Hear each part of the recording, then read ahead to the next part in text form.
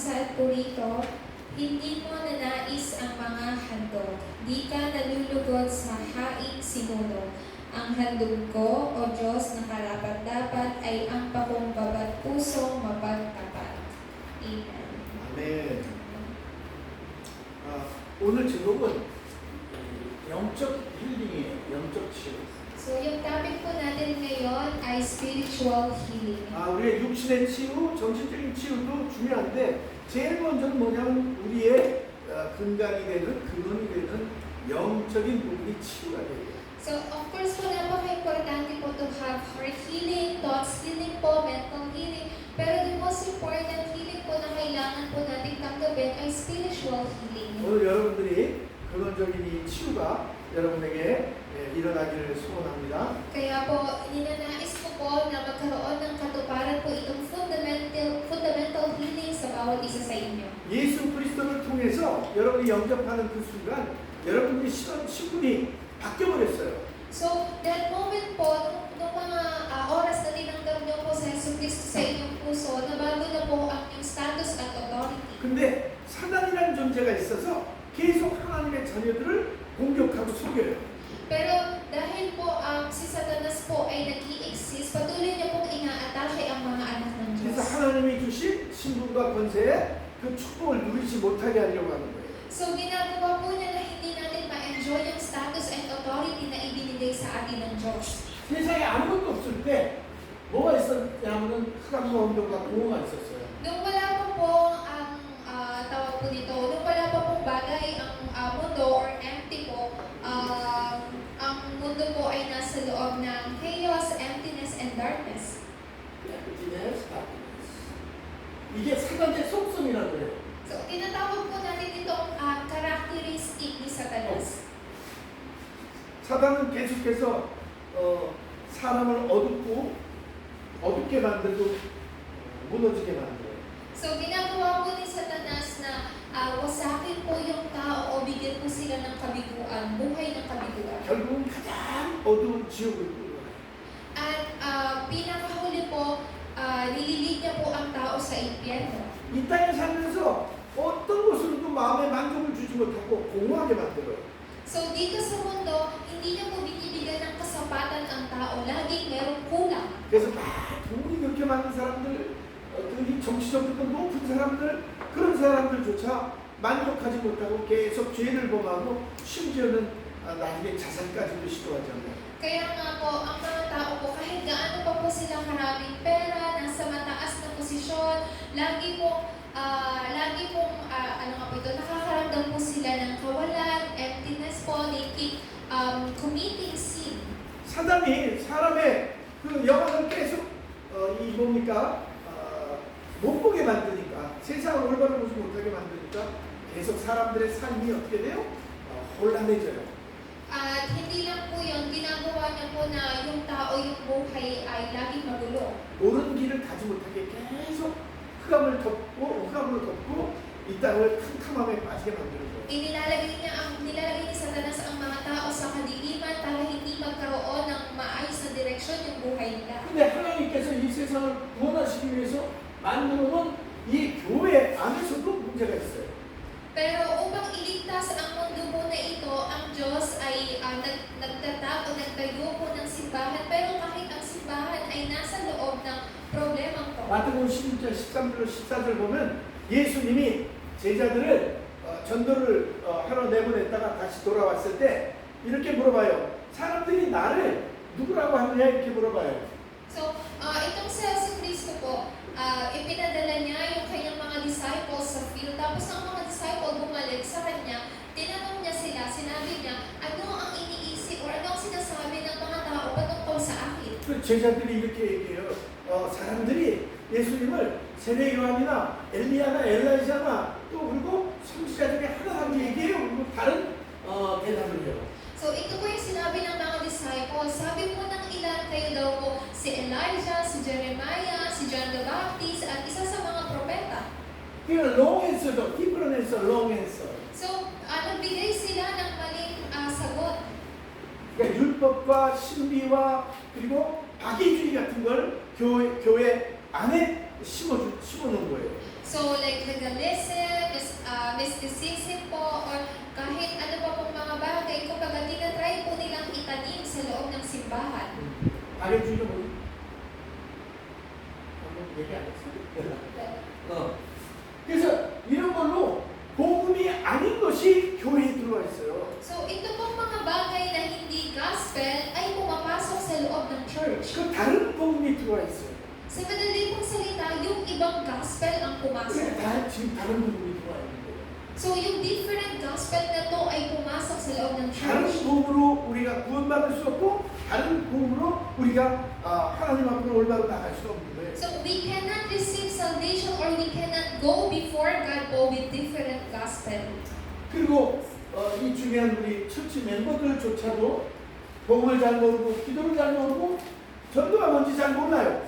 Kahit po, ito rin po ay isa sa mga problema din po. Kahit mga church member din po, hindi rin po alam kung ano yung gospel, prayer, and evangelism. 복음은 예수가 그리스도라는 거예요. Yung gospel ay si Jesus ang Kristo. 우리의 모든 문제를 해결하신 분이라는 거예요. Siya ang nag-solve ng lahat ng problema natin. 사단의 문제, 죄의 문제, 그리고 하나님께 떨어진 이 문제를 해결하신 분이라는 거예요.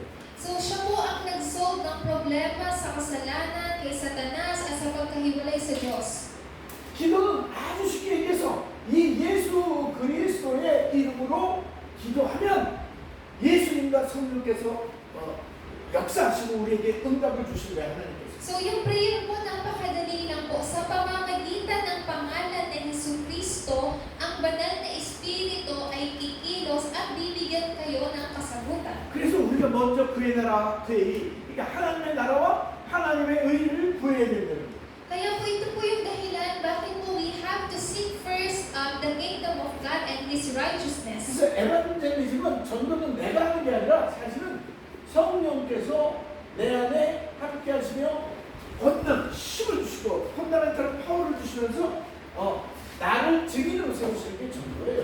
Kaya nga po yung evangelism po is not the thing po or isang bagay na hindi po tayo ang gumagawa. Ang evangelism po ay nangyayari po sa mamagitan na kapag tayo ay tumanggap ng banal na Espiritu, tayo po ay nagiging saksi. 우리 렘넌트 알드린이 바로 그리스도의 증인이에요. Si Remnant Aldrin ay saksi ni Kristo. 아멘. Amen po ba? 알드린을 통해서 알드린이 항상 교회 나오는 모습을 보면서 사람들이 알드린이 오늘도 교회 가는구나. 하나님의 자녀. 이렇게 그리스도를 드러내게 되는 거예요. Kaya nga si Aldrin, every time na pumupunta siya sa church, yung mga tao makikita nila na si Kristo ay namubuhay sa kanya. 몸은 불편해도 우리 루스 집사님과 함께 이렇게 치유 메시지까지 들으러 여기 오고 그리고 예배 때마다 이렇게 참석해서 은혜를 받잖아요. So kahit uncomfortable yung katawan niya, pero lagi siyang kasama ni Deaconess Luz para mag-church, tumanggap ng healing message. 근데 많은 성도들이 이걸 잘 몰라요. Pero maraming mga church members or believers ang hindi nakakaalam po nito. 그래서 실제로 기도 응답을 잘 못 받는 거예요. Kaya po, that's why hindi po sila actual na nakaka-receive ng answer. 우리 어른들이 모르니까 렘넌트들한테 어떻게 내가 모르는데 어떻게 가르쳐줘요? So, kung tayo pong mga adults, hindi po natin alam yung bagay na ito, hindi po natin ito may tuturo sa mga remnants. 그래서 우리가 너무 중요한 게 우리의 힐링은 그냥 힐링이 아니라 펀다멘탈 힐링이 근본을 치유하는 거예요. So, that's why po yung healing po natin is not just any kind of healing, pero fundamental healing. 하나님이 첫사람 아담 만들 때 이메이지엄가 하나님의 형상으로 만드시고 어떻게 해요? 그리고 지배하고 전국을 다스리는 룰러로 세우셨어요. So, nung nilikha ng Diyos si Adan, nilikha niya ito ayon sa kanyang imahe. At sinabi niya, like, to conquer and to rule over.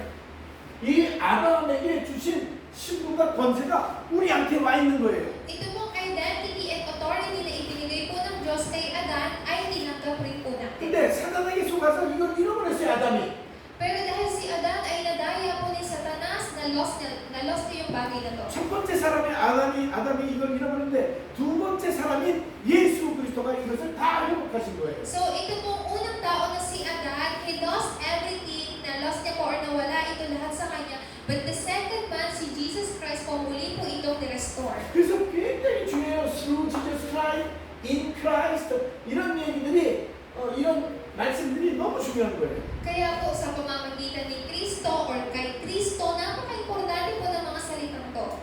이 펀더멘탈 힐링은 우리의 근본적인 문제, 펀더멘탈 프로블럼, 곧 12가지의 문제가 해결되는 게 바로 이 펀더멘탈 힐링이라고 해요. So yung fundamental healing po ay nagsusolve sa fundamental problem, and these 12 problems, kaya we call this fundamental healing. 이 펀더멘탈 프로블럼 때문에 생겨지는 모든 영적으로, 육신적으로, 정신적인 그런 삶의 모든 이런 잘못되어진 일들이, 그러니까 이 질병이나 그런 일들이 바로 어떻게 돼요? 힐링이 되는 거죠. Kaya nga po, yung fundamental healing po na to, hindi lang po tayo nakakatanggap ng fundamental healing, pero napapagaling din po yung ating po kaisipan, yung ating pong puso, yung ating pong mental, lahat ng bagay. 다른 걸로 안 돼요. So, hindi po ito mangyayari po sa pamagitan ng ibang bagay. 오직 그리스도를 통해서만 돼요. Mangyayari lang po ito sa pamagitan ng tanging Kristo. 그걸 우리가 알고 있는 거예요. At yun po yung alam po natin. 그리고 믿고 있는 거예요. At yan po yung pinaniniwalaan natin. 복음은 기쁜 소식인데 기쁜 소식을 가져오시는 주인공이 바로 예수님, 바로 그리스도인 예수님이라는 거예요. So yung gospel po ay mabuting balita, at yung nagtataglay or merong mabuting balita po na ito ay si Yesu Kristo. 아담의 우선인 모두가 마귀의 자녀였어요.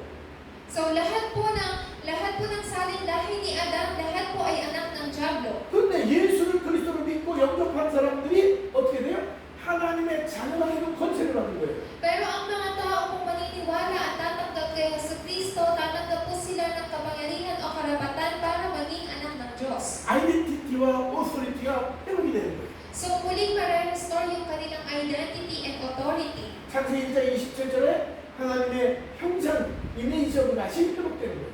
So na-restore po yung Genesis 1:27, which is the image of God. 왜냐하면 하나님 말씀에 그리스도는 하나님의 형상이라고 했는데 하나님의 형상이신 그리스도가 내 안에 들어오시면서 내가 회복이 되는 거예요. 그리스도 하나님의 형상. Kaya dahil po sa Yesu Kristo ay imahe ng Diyos, at itong si Kristo ay nasa akin, kaya muling na-restore na po yung image of God sa akin. 그래서 예수님을 영접하는 그 순간 어떻게 돼요? 마귀의 자녀에서 하나님의 자녀로 변하고 이전 것은 다 그 죄와 저주 모든 것이 다 어떻게 끝나고 새로운 피조물로 변화되는 거예요. Kaya nga po nang tinanggap niyo po si Yesu Kristo, kayo na po ay nabago, naging mga anak po ng Diyos, at naging bagong nilalang. bagong nilalang, new creation이라는 게 엄청난 거예요. So pag sinabi pong bagong nilalang, napaka-laking bagay po nito. 알들이 몸은 연약해도 알들이는 bagong nilalang이에요. Kahit mahina po ang katawan ni Aldrin, pero siya po ay bagong nilalang. 알들이 안에 예수 그리스도가 계셔. Kasi kay Aldrin, si Kristo ay nananatili. 그 예수 그리스도가 함께한다는 것이 보여주는 게 전도예요. So, ang ibig sabihin na makita sa Yesu Kristo kay Aldrin ay evangelism. 그리고 권세가 회복이 되는 거예요. At na-restore din yung authority. 룰러의 권세, 룰러, 정복자의 권세. So, yung authority to be a ruler. 그래서 우리가 아침에 기도할 때는 우주를 정복하는 기도라고 해요. Kaya ang sinabi ko po sa inyo na the moment to open our eyes po, we have to pray to conquer the universe po.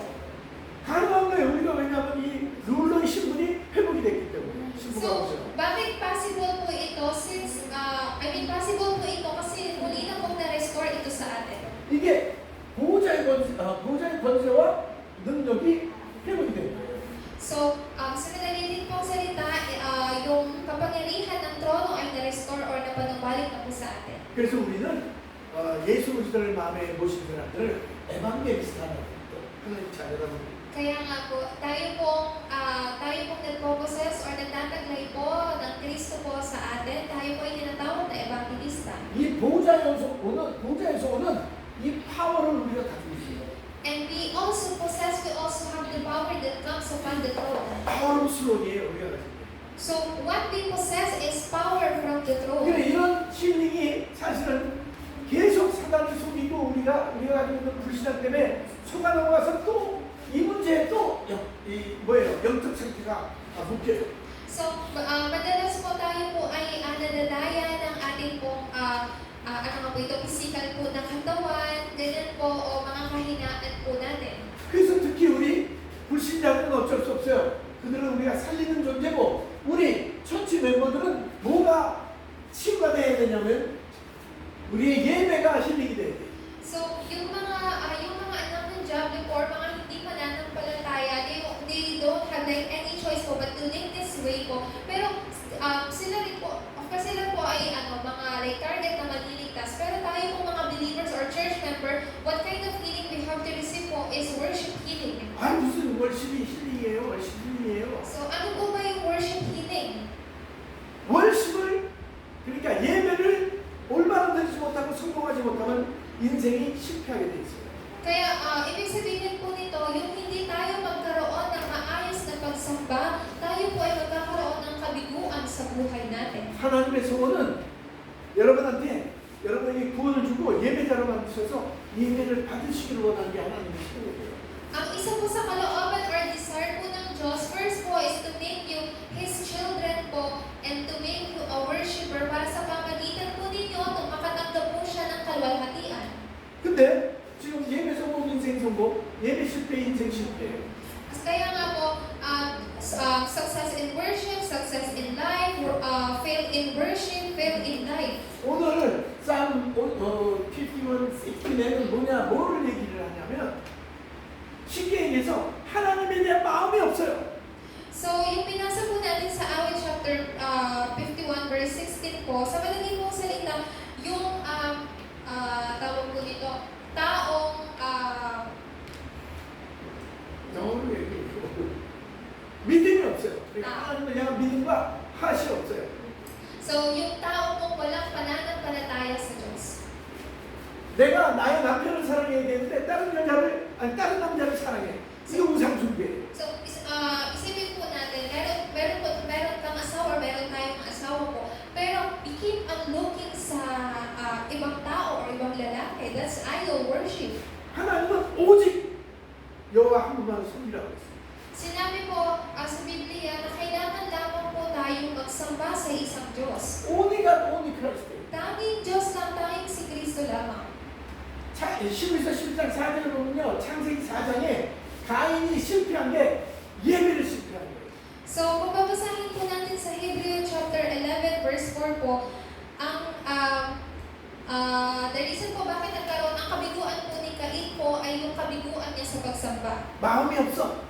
Wala daw po siyang tawag po nito. 쉽게 얘기하면 믿음이 없는 거예요. So, hindi po niya kumbaga iniisip po ang Diyos, walang Diyos sa puso niya, sa madali pong salita, walang pananampalataya. 하나님이 받으시기 원하는 예배를 드린 게 아니고 자기가 하고 싶은 대로 마음대로 예배를 드린 거예요. So, hindi siya nag-worship or hindi siya nagsasamba na nais ng Diyos, pero nag-worship siya kung ano yung nais niya. 하나님 앞에 드리는 예물이 하나님이 원하는 예물이 아니고 다른 마음이 없는 믿음이 없는 예물을 드린 거예요.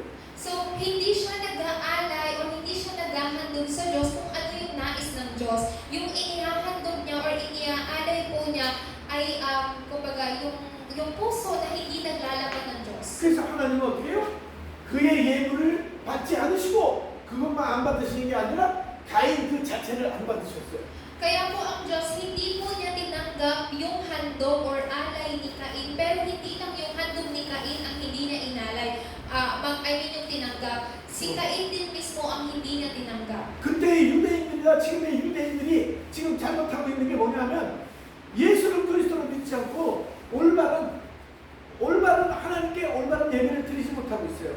Ngayon po, alam niyo po kung ano yung pagkakamali po ng mga Israelites or mga Jewish people po, hindi po sila naniniwala kay Yesu Kristo and they cannot have this proper or correct worship. 요한복음 4장 20절 24절에 보면 하나님이 예배하는 자를 찾으신 하나님께 예배할 때 뭐냐면 신령과 진정으로 예배를 하라고 했어요.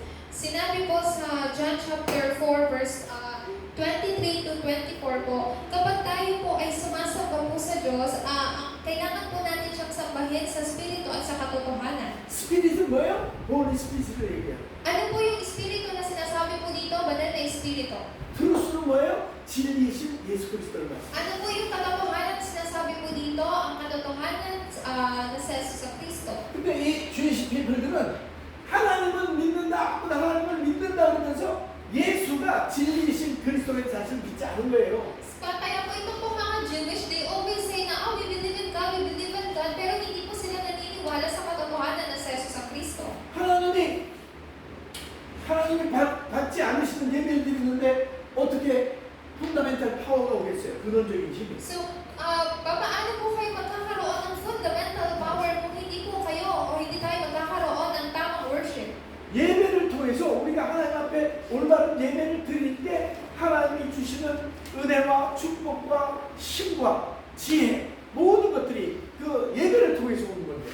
So, tayo po ay tumatanggap po ng lahat ng bagay, kapangyarihan, karunungan, katalinuhan, pagpapala po sa oras na tayo ay nagkakaroon ng tamang pagsamba sa Diyos. 아멘. Amen. 여러분들이 여기 와서 그냥 몸만 와 있으면 안 돼요. 여러분들이 마음과 생각이 여기 예배를 통해서 하나님의 말씀을 듣고 그걸 응답받아야 되겠다. 말씀 성취 축복을 누려야 되겠다 이래야 돼요. Kayo pong mga nandito, dapat hindi lang po kayo magkaroon ng pag-iisip o hindi lang po dapat kayo na nandito na yung katawan niyo lang, yung nandito tapos nakaupo. Lahat ng bagay sa inyo, yung isip niyo, yung puso niyo, kailangan lahat nakatuon sa Diyos na kailangan pag-isip, kailangan ko tumanggap ng kasagutan mula sa salita ng Diyos. 꼭 기억하세요. Naway, ito po ay maalala ninyo. 하나님이 원하는 건 믿음의 예배를 원하시죠. Ang nais po ng Diyos ay pagsamba na mayroong pananampalataya. 예수가 그리스도의 자신을 믿는 믿음 그리고 성령의 역사와 함께하는 믿음 그거를 그렇게 해서 드려지는 하나님께 드려지는 예배를 원하십니다. Yung pananampalataya po na naniniwala ka na sa Jesus ang Kristo at pananampalataya na kumikilos ang banal na Espiritu, ito po yung pagsamba na nais ng Diyos na kailangan niyo pong ihandog o i-alay sa Kanya. 가인의 동생 아벨이 그렇게 하나님이 원하시는 믿음의 예배를 하나님 앞에 드리고 믿음을 드리며 하나님 앞에 예배했어요. So, ito po, ganito po, nag-alay or naghandog po si Abel na siyang kapatid po ni Cain, yung alay o handog na nais ng Diyos. 11절 11장 6절에 보면 에녹이 하나님이 기뻐하시는 예배를 드린 거예요. Sinabi po sa Hebreo chapter 11 verse 6 po, si Enoch po ay nagkaroon ng pagsamba or pag-aalay po na nais ng Diyos. 잘 보세요. 하나님은 누구를 기뻐하게 하면 하나님이 계시는구나. 하나님의 살아계심을 믿고 하나님이 우리에게 응답하시는 하나님이구나. 요거를 믿는 사람들에게 하나님이 그런 사람들을 굉장히 기뻐하는 거예요.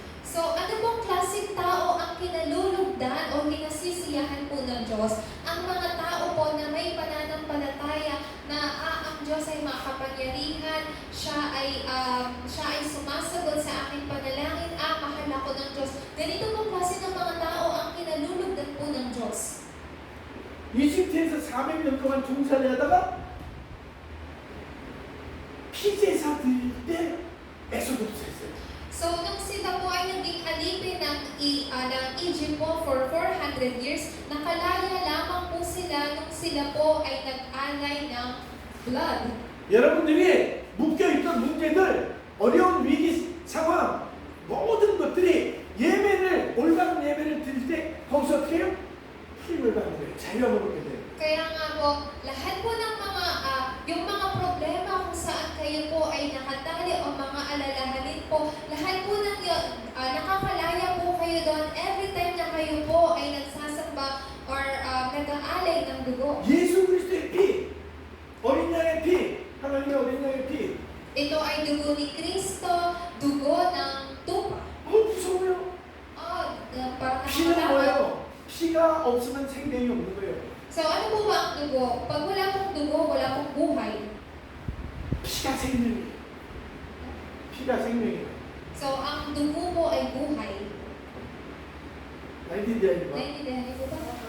근데 우리의 죽음 대신 예수 그리스도의 십자가에서 대신 죽으신 거예요. Kaya nga po, sa halip na kamatayan po natin, ang kamatayan po ni Kristo, o si Kristo po ang namatay sa halip na tayo. 그래서 우리 이 올바른 예배를 드리는 조건이 있어요. Kaya nga po, meron pong condition para po tayo ay 오늘 본문의 17절에 보면 broken spirit이라고 해요. So, yung binasa po natin kanina sa Awit chapter 51 verse 17 po, yung broken spirit. 하나님 앞에 broken한 부서진 마음을 갖고 하나님 앞에 나가 예배들이 드리기를 원하시는 거예요. So, nais po ng Diyos na kasama po ng, ano nga po ito, wasak na espiritu po natin, tayo po ay maghandog po sa Diyos. 문제나 사건 때문에 그것 때문에 내 마음이 부서진 게 아니고 나는 죄인이구나. 하나님 앞에서 나는 정말 죄인일 수밖에 없구나. 이런 애통해하고 이 정말 고통, 그것 때문에 고통스러운 시기라는 얘기예요. So, pag sinabi pong broken spirit po, it's not because you are broken because of some problems po or hindi magandang sitwasyon. Yung broken spirit po, ibig sabihin no, to really admit sa buhay po ninyo na makasalanan ako. Ako lamang ay maliligtas sa pamagitan ng habag ng Diyos. 그래서 마태복음에도 상한 심령이 복 있는 사람이에요. 상한 심령을 가진 사람이 복 있는 사람. Kaya po, sinabi po sa Mateo po na ang mga tao po like who are poor in spirit or broken in spirit po, sila daw po ay mga pinagpala. 내가 뭐가 아직도 이거밖에 몰라. 내 기도를 잘 모르고 있었어. 전도만 모시기 잘 모르고 있었어. 그래서 난 이걸 예배를 통해서 더 알아야 돼. 이런 상한 심령을 가지고 애타는 심정으로 하나님 앞에 예배드려야 됩니다. Kaya kailangan po natin magkaroon ng pagsamba who really go before God na parang kung ganito, hindi ko alam noon what is gospel, what is prayer, what is evangelism. 그래서 우리가 이런 죄를 잘못했어요. 죄 용서해 주세요. 나는 저렇게 실수했어요. 용서해 주세요. 이게 참된 회개가 아니라 하나님 앞으로 어떤 경우와 상황이 있어도 하나님 앞으로 다시 돌아가는 게 하나님을 향해 가는 게 그게 회개예요. So, kaya yung tunay po na repentance or tunay po na paghingi po ng tawad ay hindi lang po sa Panginoon, nagkamali po ako, patawarin niyo po ako sa kasalanan ko, meron po akong nagawang ganitong kasalanan, patawarin niyo po ako. Not just that kind of repentance po. Kahit ano pa pong sitwasyon po ninyo, you have to go before God po. 그걸 구원이라. Ang tawag po dyan ay salvation. 하나님 떠나 있던 우리가 하나님과 다시 만나는 그걸 구원이라고. Doon po tayo na napahiwalay sa Diyos, muli po siyang nakatagpo, we call that salvation. 그래서 그 구원의 길이 그리스도라는 걸 알고 그분을 사모하고 내가 그분을 더 알기로 난다. 근데 이거밖에 몰라. 전혀 몰랐던 바울은 예수가 그리스도인 사실을 그 비밀을 깨닫고 나서는 가지고 있는 모든 것을 배설물이라고 했어요. Kaya nga po, maging si Pablo po na kahit lahat ng bagay po meron po siya, pero kinangkas po niya na yung lahat ng mga bagay po na yun ay wala pong kabuluhan, wala pong kwenta, dahil hindi na nakilala si Kristo noon. 그리고 인생의 목표가 완전히 달라졌어요. At sa oras po na yun, nabago po yung kanyang layunin sa buhay. 오직 예수가 원하시는 거. Yung ninanais na lamang po yung tanging Kristo. 전도와 선교 영혼 구원. Yung to save soul po, evangelism and mission. 딱 끝까지 이르러 그리스도의 증인이 될 수 있도록 그 소원을 갖는 거. 그게 바로 뭐예요? 바울의 소원이었어요. So, yung desire po na gamitin lamang po ng Diyos para po sa kanyang kalooban, so yan po ay desire ni Pablo. 로마도 보아야 하리라. So, sinabi rin, kinangkos niya rin po, I must visit Rome also. 바울이 그리스도를 만난 이후에는 항상 뭐예요? 땅끝 로마를 그 당시에는 땅끝이 로마를 향해서 계속 기도했어요. So, simula po nang nakilala or tinanggap po ni Pablo sa Jesus Cristo, lagi pong nakatuon yung paningin po niya to the ends of the earth and sa Roma. 갈라디아 2장 20절 나는 죽었어. 그리스도와 함께 십자가에 못 박혀 죽었어. 그래서 내가 사는 게 아니야. 나는 이제 그리스도를 나를 위해 자기 몸을 버리시고 죽으신 희생하신 그 그리스도를 위해서 사는 믿음으로 그분을 믿는 믿음으로 산다고 고백을 해요. 갈라디아 2장. Kaya po sa Galatia chapter 2 verse 20 po, ito po yung pinahayag po ni Pablo na hindi na raw po siya ang nabubuhay ngayon, kundi si Kristo na ang nabubuhay sa akin at ang buhay ko ngayon sa katawan ay kinabubuhay ko sa pamagitan ng pananampalataya sa anak ng Diyos na nagmamahal sa akin at naghandog ng kanyang sarili para sa akin. 하나님 원하는 건 신령과 진정이에요. Ang pagsamba po na nais po ng Diyos ay ang pagsamba sa Espiritu at katotohanan. 그리스도가 역사하시는 그 예배를 원하시는 거예요. Ang nais pong pagsamba po ng Diyos ay ang pagsamba kung saan ang Espiritu po ni Jesucristo po ay kumikilos. 아브라함이 창세기 13장 18절에 그 이전에 롯과 헤어지면서 그가 한 일이 뭐냐면 예배의 당을 쌓았어요. So in Genesis 13 verse 18 po, nung si Abraham at si Lot po ay naghiwalay, after po nilang maghiwalay po, si Abraham ay nagtayo po ng altar. 그리고 세 번째는 삶의 치유가 필요해요. Pangatlo po, kailangan po natin ng life healing. 삶의 치유를 받으려면 바꿔야 돼요. So to receive healing sa buhay po natin, meron po tayong kailangang baguhin. 우리의 생각과 우리의 뇌와 우리의 영혼과 여기에 각인되어지고 뿌리내려지고 체질화되어진 것들이 있어요. So sa isip po natin, sa utak po natin, even sa soul po natin, meron na po mga naka-imprint, naka-root at naging nature natin. 세상의 것들이 각인되어져 있어요. So even the things of this world po ay natatak na sa atin. 하나님의 것이 아니야. Yung mga bagay po yung mga bagay dito sa mundo ay hindi po mula sa Diyos. 세상에서 들려오는 모든 소리들은 거의가 사단이 사람들을 장악하고 속이기 위해서 하는 소리들이 많아요. So halos po ng boses dito na naririnig po ninyo sa mundo, most of them po ay mula po sa boses po ni Satanas para dayain ang tao. 우리의 생각 속에 계속 잘못된 것들을 집어넣어요. So he keeps on planting po yung mga maling bagay sa isip natin. 그게 뇌 속으로 각인이 되는 거예요. At ito po ay nai-imprint sa utak natin. 그게 우리의 영혼과 연결이 돼요.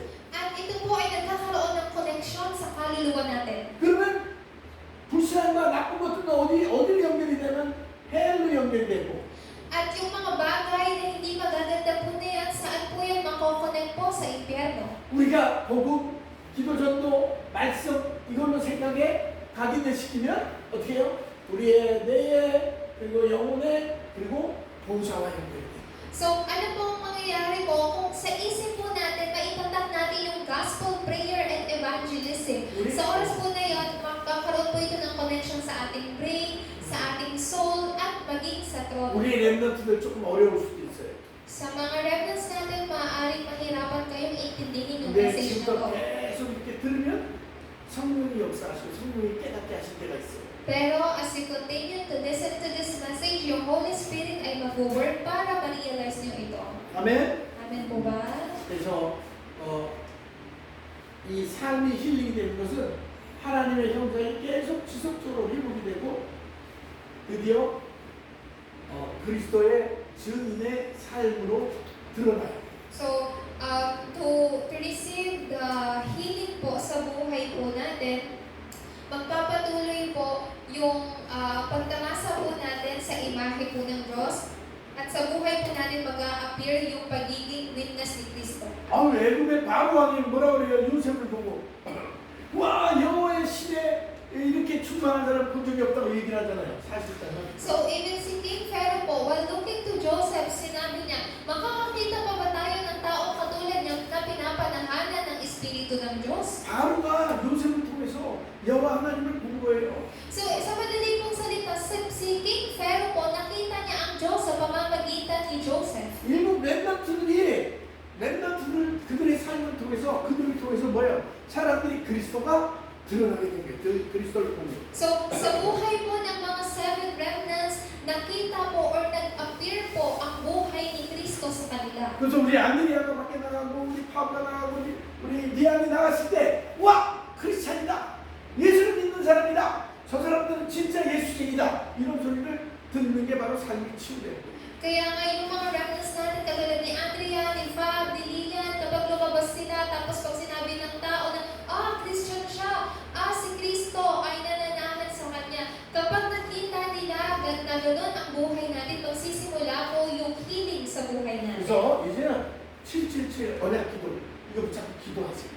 Kaya po, kailangan po ninyong panghawakan yung 777 prayer covenant. 몰라도 다 몰라도 괜찮아요. 기도하다 보면 내가 아는 거 있어요. So, okay lang po okay lang po kung hindi nyo alam lahat ng nilalaman po doon. Kasi habang nananalangin kayo, meron kayong maiintindihan at malalaman po. 내가 몰라도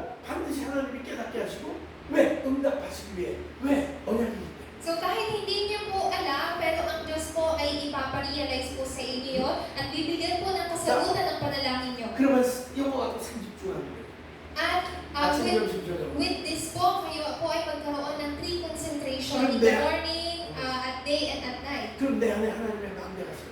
And then sa oras na yun, ma-establish po yung partisan ng Diyos sa akin. 그리고 나에게 진짜 응답이 와요. At tunay na tatanggap ako ng kasagutan. 문제 속에서 답을 찾는, 축복을 찾는 그런 응답이 와요.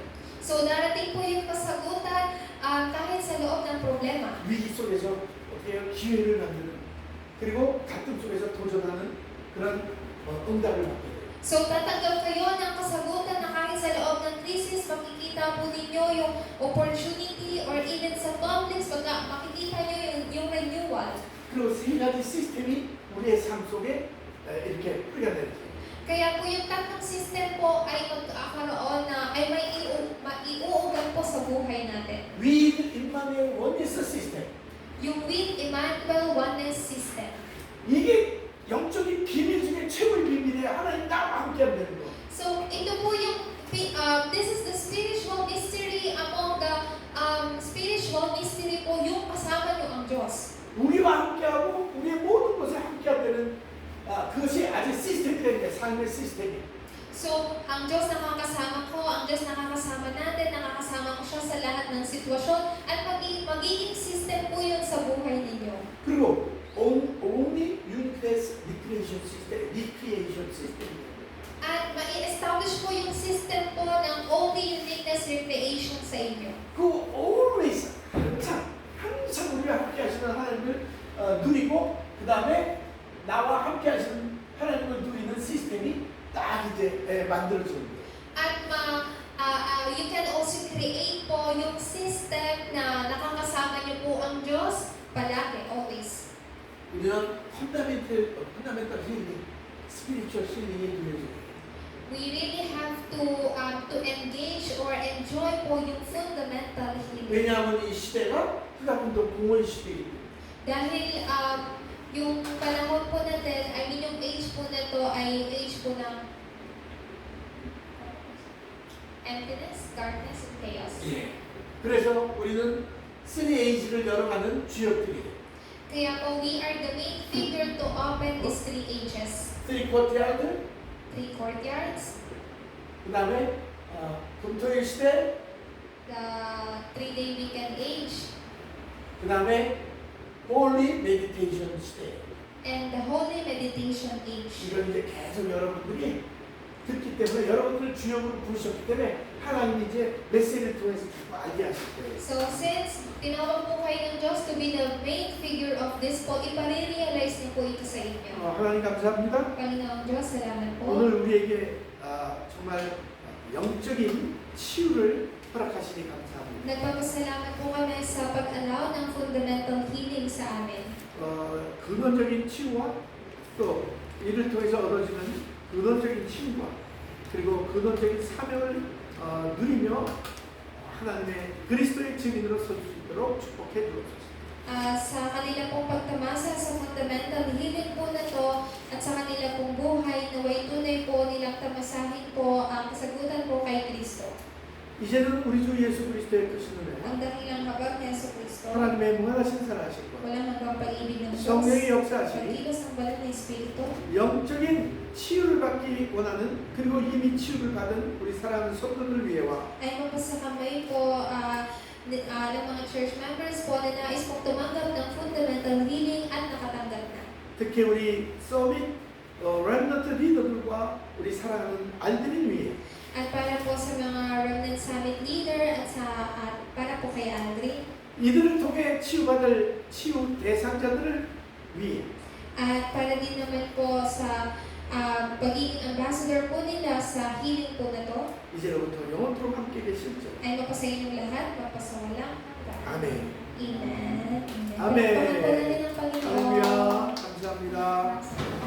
So, sabay-sabay po natin sabihin po sa muli, pagsabi na. 감사합니다. Thank you po. So, at this